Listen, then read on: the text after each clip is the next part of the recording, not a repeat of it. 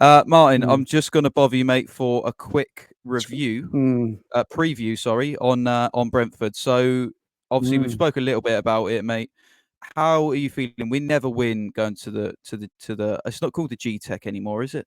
It might be called the Gtech. No, I think it is. I think it's still Is called it the still called Gtech. the Yeah, Gtech? There you go. yeah, So how do you feel? Because we just do not win. We had Ralph out when we got thumped yeah. 3-0. Nathan. We had Nathan Jones blaming Romeo Lavia and the fans and going all of these Europe metrics, and that was the one where he really lost his mind completely.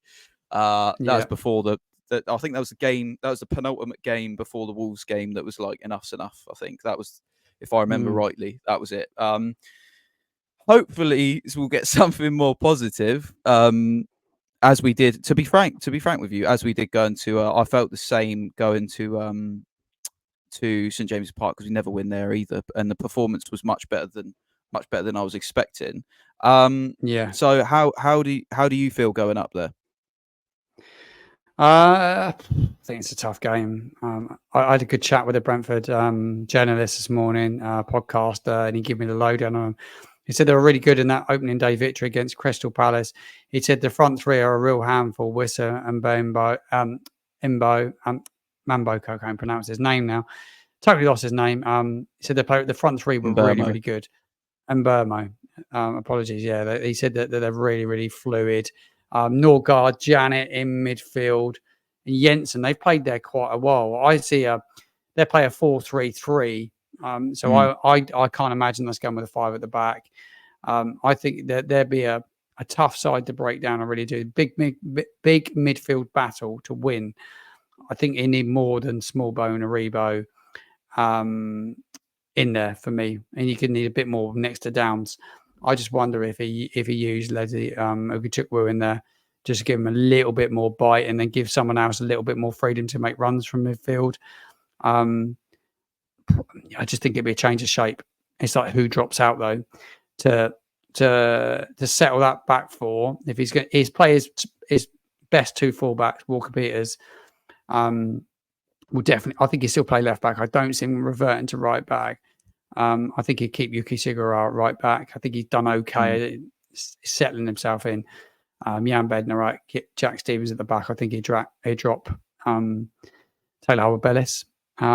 I think that the lineup looks pretty predictable, really. What he'd do it won't be an easy test. That front three will be an absolute handful. I don't know the other guy that was playing up front for Brentford. There was 3 of them. Number 7, I can't think of his name now.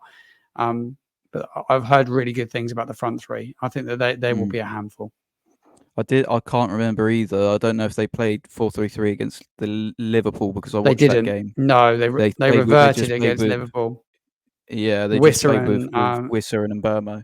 And they couldn't trouble them too much. So I expect they'll go back to the 3 against us, knowing the history of how we play against them. But they may be wise to us because we're going to be a totally different side to the one that they've played before. So maybe they'll think differently. I don't know. They'll have done their research for sure. But yeah, they're a very well organised side. Thomas Frank is a fantastic manager. He seems a top bloke as well. So I don't really have too many bad things to say about Brentford. Their midfield is seriously physical as well. That Norgard is a right. He's their sort of shithouse, if you like, in the midfield. He'll clatter anyone. You know, it doesn't matter. He's technically gifted as well, so he's not just a powerhouse who just likes to clatter into people. He's technically gifted, so going to be tough. But I agree. I think maybe it would be smart to play a Leslie next to Flynn instead of Aribo, or be brave. But I think it could be smart. And I don't see Diblin starting. Maybe it's not the best game for him to start. Maybe, and as crazy as it sounds, maybe, mate. As mental as this sounds, I feel like he's probably better off starting Tyler Diblin against Man United at home than he is Brentford away. And I totally agree. You could never say that, could you, years ago? But I genuinely believe that he's probably better off doing that, and he might do that.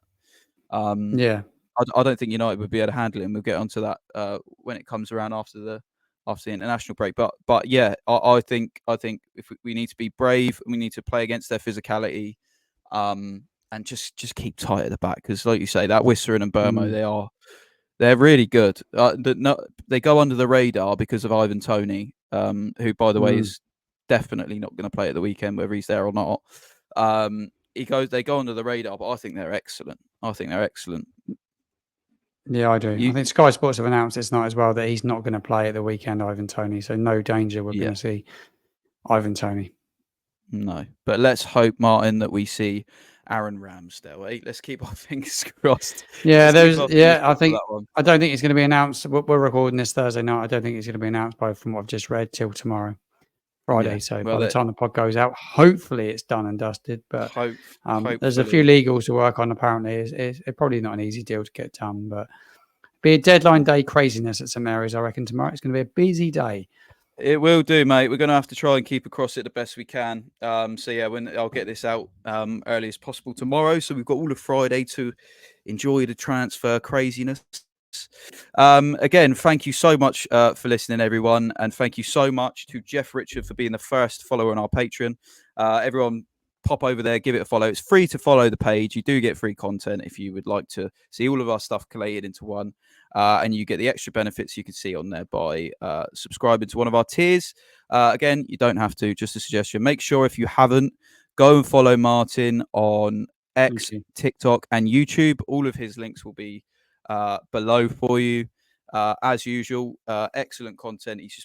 Martin, you're pumping it out at the minute, mate, and I'm loving it. It's fantastic.